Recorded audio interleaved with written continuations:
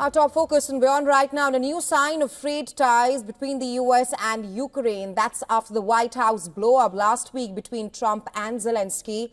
US President Donald Trump has condemned Ukrainian President Volodymyr Zelensky for saying that a deal to end the war with Russia was very far away. Trump called Zelensky's assertion the worst statement to have been made by him. The US president further warned that he would not put up much longer with Zelensky's stance on the war with Russia. I want to see it end fast. I don't want to see this go on for years and years. Now, President Zelensky supposedly made a statement today in AP. I'm not a big fan of AP, so maybe it was an incorrect statement, but he said he thinks the war's going to go on for a long time. And he better not be right about that. That's all I'm saying. The comment came after the Ukrainian President Volodymyr Zelensky accused Russia of not being serious about peace. Zelensky warned that tough security guarantees were the only way to end the conflict.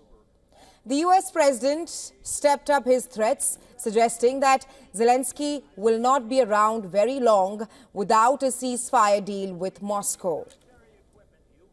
We have to make a deal, and the deal can be made very fast. It should not be that hard a deal to make. It can be made very fast. Now, maybe somebody doesn't want to make a deal, and if somebody doesn't want to make a deal, I think that person won't be around very long. That person will not be listened to very long, because I believe that Russia wants to make a deal. I believe certainly the people of Ukraine want to make a deal. They've suffered more than anybody else. Trump said Zelensky should be more appreciative of the billions of dollars of military aid that Washington has contributed to Kiev's fight against Moscow. Well, I just think he should be more appreciative because this country has stuck with them through thick and thin. We've given them much more than Europe, and Europe should have given more than us because, as you know, that's right there. That's the border.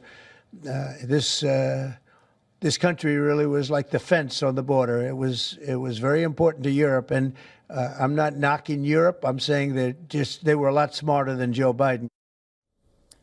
Meanwhile, a White House official on condition of anonymity has said that US President Donald Trump has suspended aid to Ukraine, sharply escalating pressure on Kiev to agree to peace negotiations with Russia. However, during an event at the White House earlier, Donald Trump himself played down the reports that he could halt military aid.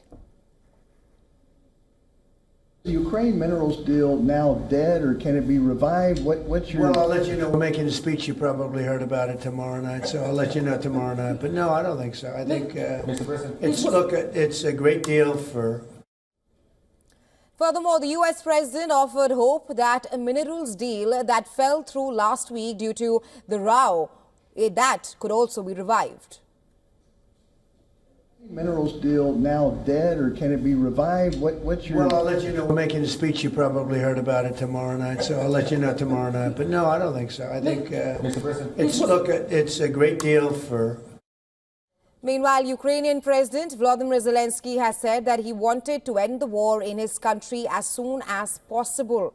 Zelensky said in a post on social media, "It is very important that we try to make our diplomacy really substantive to end this war as soon as possible." He also added that he was hoping for US support on the path to peace. While as Donald Trump criticized his position on a ceasefire, Zelensky, speaking in his nightly address from Kiev, said he wants the fastest possible end to the war in his country, with security guarantees from the US. We need peace, real honest peace, not endless war. And we need security guarantees. It was the lack of security guarantees for Ukraine 11 years ago that allowed Russia to start with the occupation of Crimea and the war in Donbass.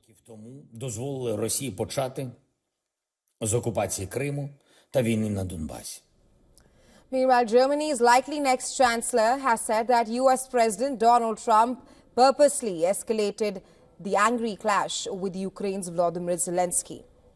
Friedrich Merz said that the astonishing White House confrontation on Friday made it almost inevitable that Germany would have to increase defense spending on its own military.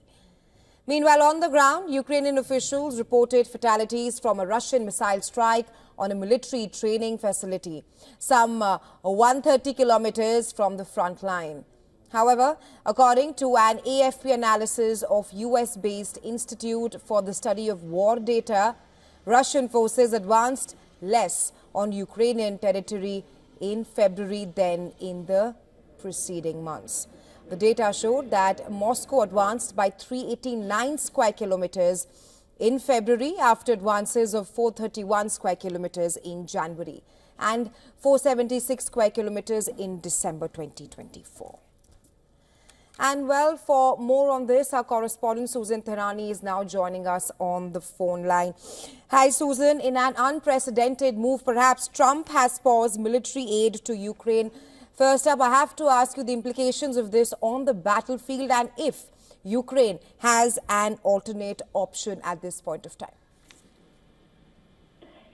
Yeah, this is really important because the decision also halts the delivery of military equipment, including shipment that's currently in transit. So those aren't going to be delivered either.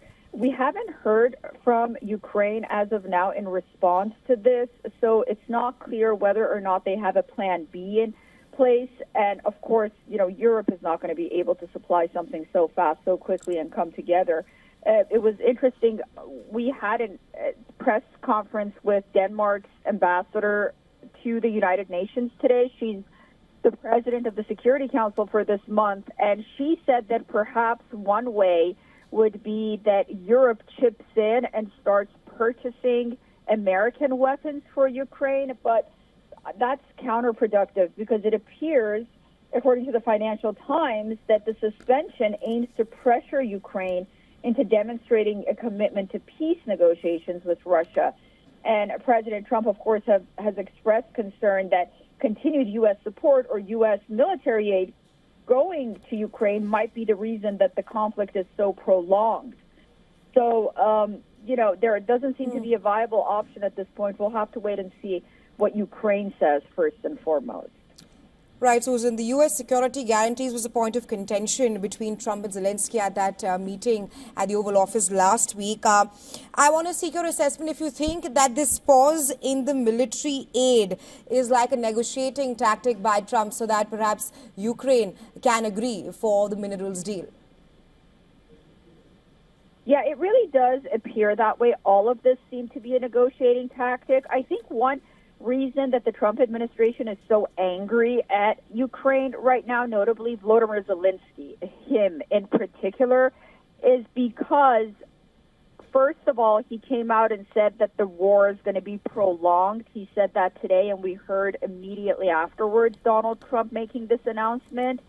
And second of all, because about 3 times, it was the third time that Ukraine had said that they would go to the negotiating table and sign this deal, and they didn't. First, it was when Scott Bessent went to Ukraine to get the okay. They were supposed to sign that mineral deal then. Before that, it was General Keith Kellogg. Zelensky agreed to this mineral deal. And then the third time was when he came to the Oval Office to essentially sign this deal. And then we're now hearing just a backstory real quick that Senator Murphy himself, a Democrat senator from Connecticut, is saying that he met with Zelensky before that Oval Office meeting and encouraged him not to sign this deal.